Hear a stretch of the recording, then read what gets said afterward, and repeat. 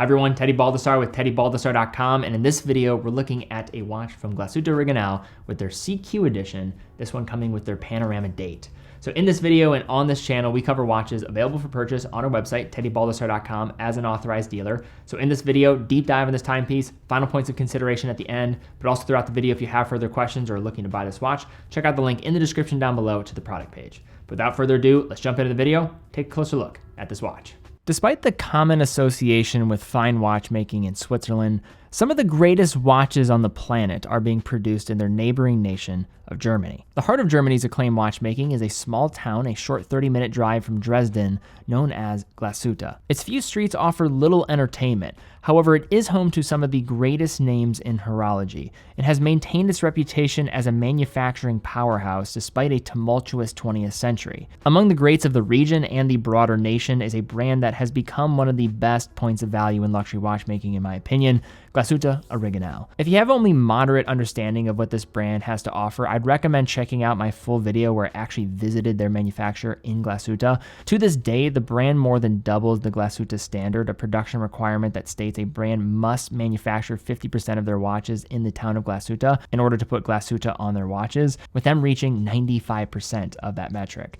While capable of some beautiful handcrafted complications demonstrating equally impressive finishing, I would argue that one of the brand's single best entry points is actually a dive watch known as their SeaQ. Now, while the SeaQ collection kicks off with a 39.5mm option, the variant that in my opinion best tells Gio's story is the elevated SeaQ Panorama date that provides a larger case paired with a distinctly Germanic big date complication, as well as an exhibition caseback that allows the in-house watchmaking taking place here to shine. If you're new to the brand, Gio's history in watchmaking is fascinating and actually dates back to the early years of watchmaking in the entire region, and also continued operation under the amalgamation of German watchmaking resources known as the GUB. Now, the watch that inspired the modern SeaQ was one of the most important dive watches in Germany's history, released in 1969 version of the Spasmatic.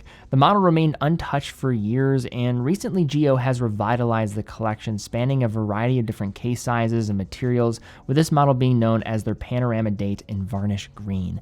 Now, it might seem off to kick off the coverage of a dive watch with the movement, but in order to properly appreciate what this watch does exceptionally, it is appropriate in this instance. I have stated in many videos that Glashütte Original makes arguably the best finished movements in the world for their price segment, being a true manufacturer that produces even their smallest components from raw materials in their facilities. In the case of the Panorama date, this watch thankfully gives us a close look at the stunning caliber on the reverse side through a dome exhibition crystal. While it's not as ornate as something like the more refined Panamatic Lunar with its hand-engraved balance bridge, the 3613 within the SeaQ is a great finish caliber.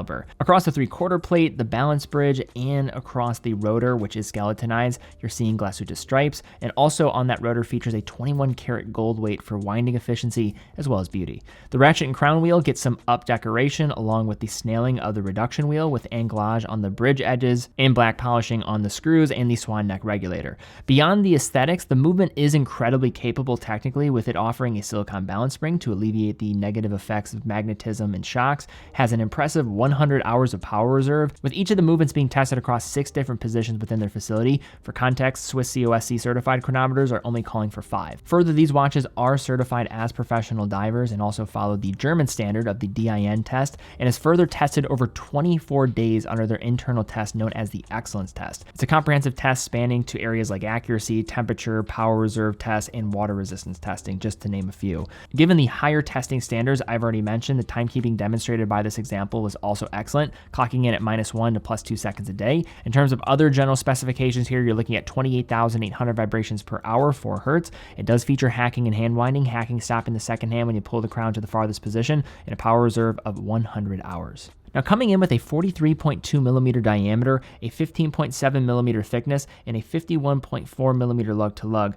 the SeaQ Panorama date is a larger watch that will ultimately be best suited for those with medium to larger wrists or anyone who appreciates a more prominent wearing experience, with much of that thickness coming from the double dome crystals in the instance of this watch on both the front and the back. Now, set within the 21mm lugs, the Pano date leans into a 3-link bracelet with wide polished center links, a novel screw adjustment attachment system with the screws in the back of the links, and an impressive push-button clasp with an integrated extension system, operated by pressing the logo on that clasp on the outer surface, just like a button. As a note, the SeaQ is also available with the Tropic-style rubber strap or a textile strap for those looking for a sportier aesthetic. As you'd expect from what you've seen thus far, the case finishing is also excellent with directional brushing on the case top and the sides paired with an eye-catching bevel separating the two planes.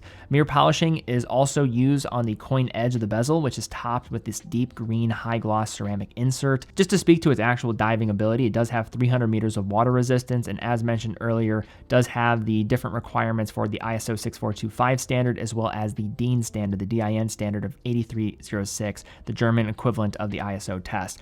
The bezel operation is among the best in the industry with a snappy rotation that requires solid force to adjust, having no backplay in the process. Now, part of the reason for the bezel's stellar rotation is the use of ceramic teeth that help the bezel seamlessly rotate and will counteract any unintended back motion. It doesn't glide the same way as you would, say, a Rolex Submariner, but it is very precise in each one of its single movements. Now, taking up view of the front of the watch, we have a massive dome sapphire crystal benefiting from anti-reflective coating on both sides, a good thing considering the potential for distortion at the crystal's periphery. Now, set over the green lacquered primary dial surface, the SeaQ features an adapted version of the straightforward indices and hands familiar from the smaller 39.5mm SeaQ, as well as the historic model that inspired this collection, with applied Arabic and rectangular indices with polished frames, each with a sizable helping of luminescent material. Loomed arrow and pencil style hands work in tandem with the Lollipop second hand in keeping the time, with a printed minute track and the namesake Panorama date set between the 4 and 5 o'clock positions.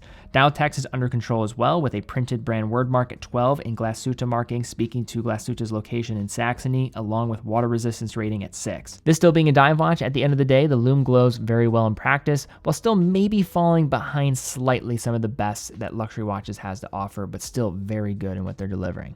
So now to unpack, looking a little bit more at the Glashütte Regenau SeaQ Panorama date. So the question, I think, for some people when they look at this watch for the first time, or they think about a brand like Glashütte Regenau, you think of the hype associated with so many other brands and why so many people are maybe drawn to watches nowadays. They hear these familiar names, and then that is just the automatic watch that they go for without doing any further research. Why would you look for a brand like this and a watch like this that has, perhaps a larger case size in this instance and premium pricing? This is really that top tier of pricing you're going to see in the industry for a dive watch. Well, for me, it's a pretty simple answer when you start to delve into the world of Glashütte Regenau a little bit more. If you've not seen my video taking a look at this brand behind the scenes, I would strongly recommend it because I think that'll bring to light some of the ideas that I've been talking about in this video. Glashütte Regenau is a brand that, yes, is known by some, but also is not known by others, and for those that know them or are familiar with them, maybe aren't fully aware of the complexity and what they have to offer when it comes to their watchmaking standard. The SeaQ Panorama date has an incredible movement on the inside, finished to an exceptional degree, 21 karat gold oscillating weight, well finished across the bridges, the rotor, but beyond that, you're also getting the testing standards of their 24-day test, ISO compliance, 100 hours of power reserve, very solid water resistance, their complex, multifaceted date window with 2 rotating discs. The case finishing and dial finishing up close really, I think, start to demonstrate what you're getting in addition to a piece like this. But another reason why I absolutely love this watch is how it represents not only watchmaking in a dive watch for this region, but also almost for generally an entire nation. This is one of the most important German watch designs in the history of German watchmaking.